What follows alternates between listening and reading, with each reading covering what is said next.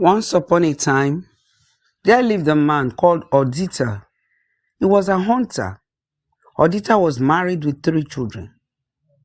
One day, he went hunting with his eldest son, Akuba, in the forest. While they were hunting for animals, Odita met an old woman who told him to protect Akuba from the horns of an antelope. Odita was surprised. To protect his own son from the horns of an antelope, what would bring them to that level? He wondered within, but he listened to the old woman. You must be very careful with your son Akuba, the old woman said, as though in a prophecy. Make sure you protect him from being injured and killed by the piercing of the horn of an antelope.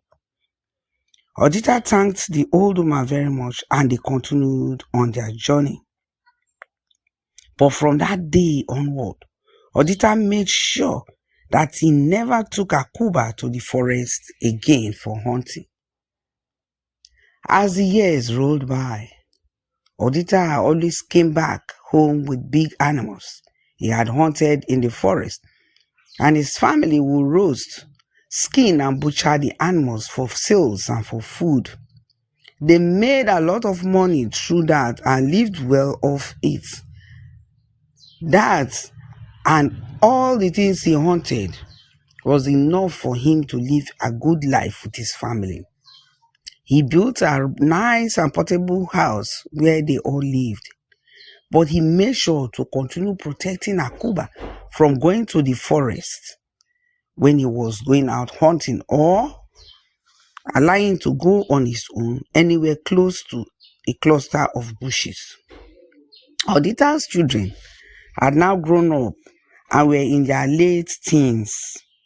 They were such a handsome set of young men, and Odita always felt happy each time he looked at them when they were together.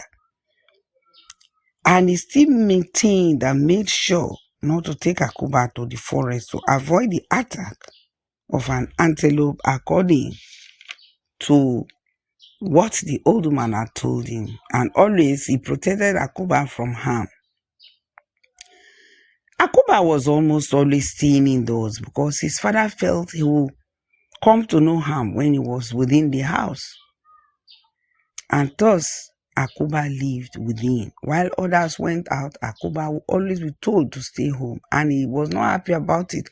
But he felt if his life was in danger and that was what would protect him, he would do it. And so he obeyed his father. One day, Odita went hunting in the forest and he came across a group of antelopes. He shot at them. His aim struck at one, a very big one, and he fell to the ground and died. Odita was very happy that he had made a great catch that day, and he quickly carried the animal back to his family. Together, they skinned and butchered the antelope. They roasted it.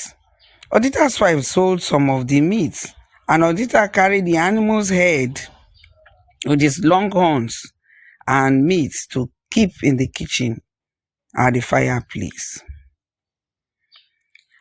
He put them at the top of the fireplace so that the heat from the fire will roast them and preserve them from being spoiled. So the meat and the head of the antelope with the horn was placed at the top of the fireplace where they will not be able to get to it to dry. Akuba was very happy to enjoy the meal cooked with the antelope, and they sat down eating in the sitting room with much of the meat roasted and placed at the fireplace. One day, he was with his parents in the sitting room when his father sent him to go to the kitchen and bring for him some of the dried meat from the antelope they had dried there. So, Akuba stood up and went to the kitchen.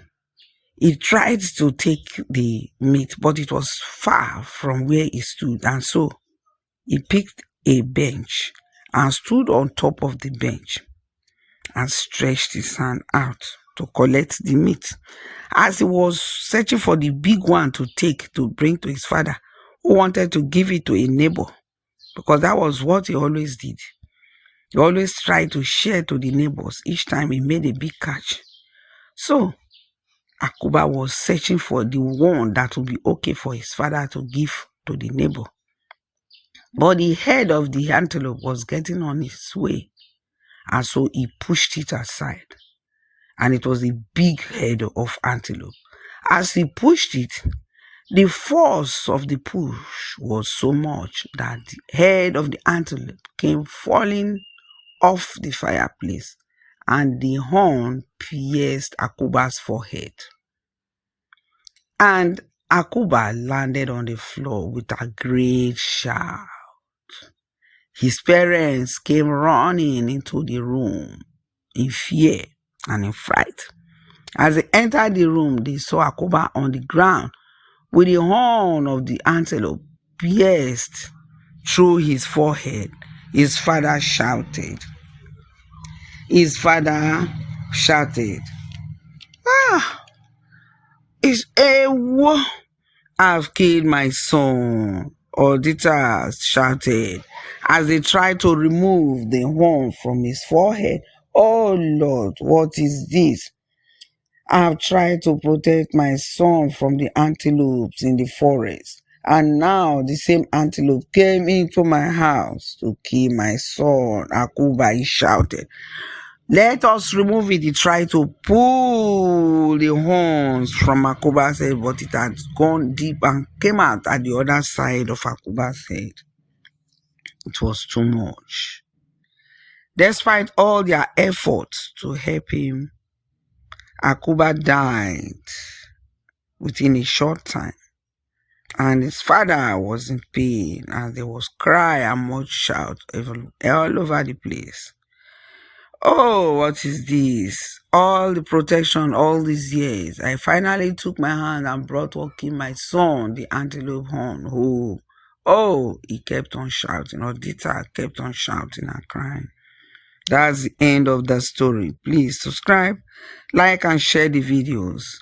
Thanks for watching.